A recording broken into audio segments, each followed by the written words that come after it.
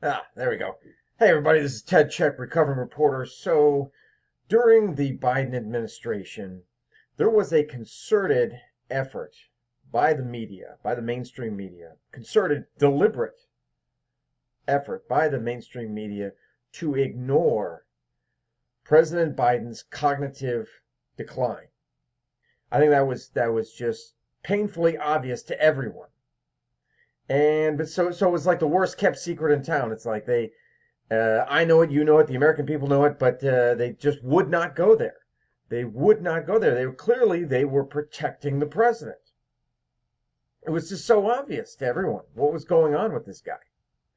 Anyway, this guy right here, Chris Salisa, formerly of CNN. I'm not sure what he's doing now, aside from a YouTube channel, but he's got an apology. And in my book, Saving the Beast, I talk about apologies.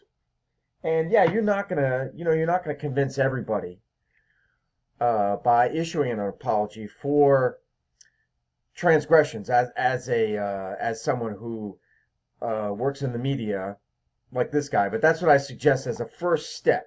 As a first step, if the mainstream media really wanted to regain the trust of the American public. But without further ado, let's see what this guy has to say. Oh, now we can't hear him at all. As a reporter, I have a confession to make. I should have pushed harder earlier for more information about Joe Biden's mental and physical well-being and any signs of decline. So let me explain. Joe Biden was president from 2020 to 2024. I worked at CNN through 2022. During that time, the early part when I was at CNN, 2020 to 2022, Republicans would regularly ping me and say, why don't you ask more questions to Joe Biden and how he's doing? He's 76, 77, 78-year-old man. And I would sort of brush them off because what I would say is, well, there's no obvious evidence that he's declining. Yeah, he moves a little slower, he talks a little slower, but there's no evidence that he's declining. And the White House and the people around Joe Biden were absolutely adamant that suggesting anything, asking the question about whether he was in some physical, mental, or both decline was offensive. How could? So if they, that's a weird face. But if they're doing that, then it should be clear to the media that they are hiding something.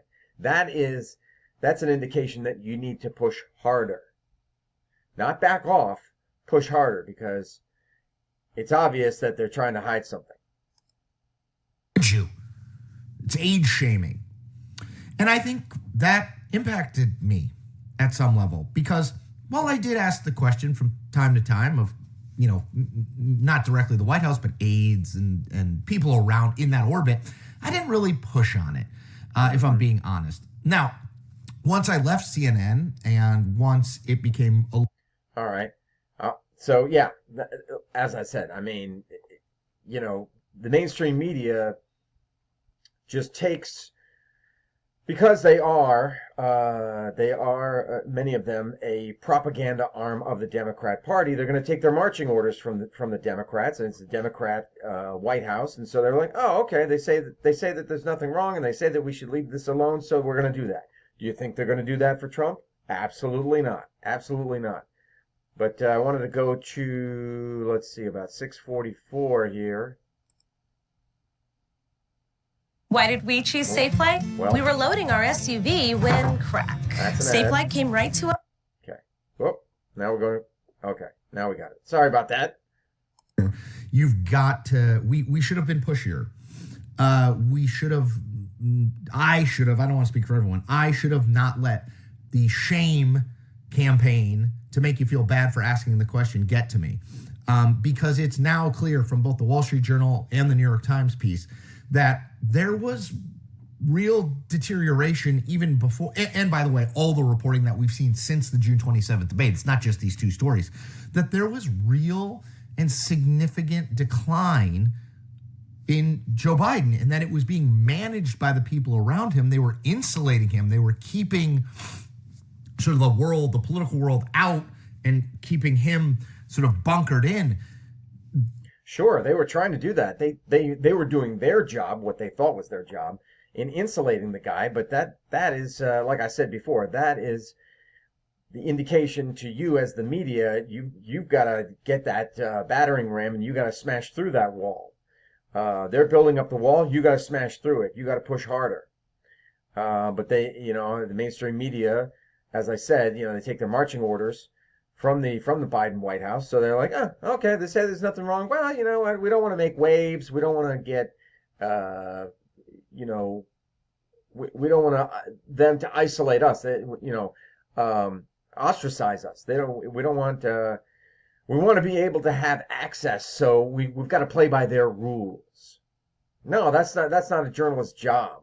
A journalist's job is to eschew no, there's if you're doing your job correctly, you are questioning things. Always, always questioning.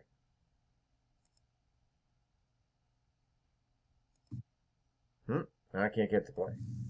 And that should have been something we knew more about. Now, you can argue, well, what does it matter? Biden eventually got out of the race, and it's not like he's it mattered. Sure, but he'd been the president for the last 4 years. So it's critically important. And we've learned, by the way, questions about presidential health, mental and physical health, whether it's Ronald Reagan or Kennedy or FDR.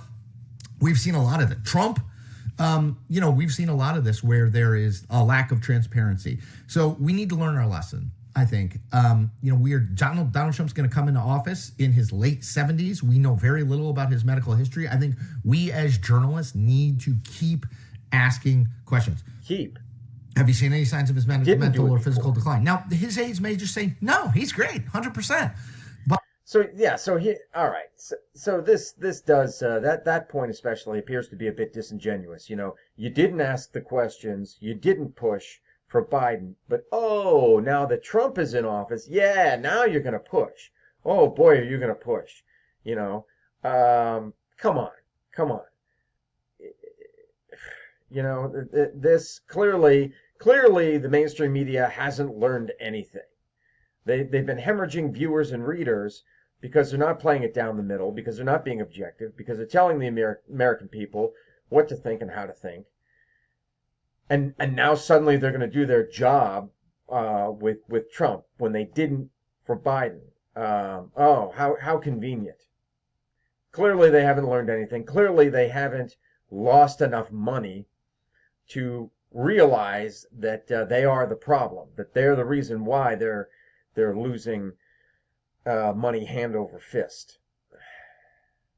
Okay, all right, fine.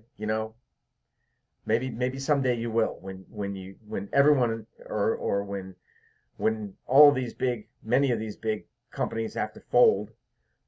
Maybe then they'll learn. I don't know. We'll see. Let me know your thoughts, and I'll talk to you later.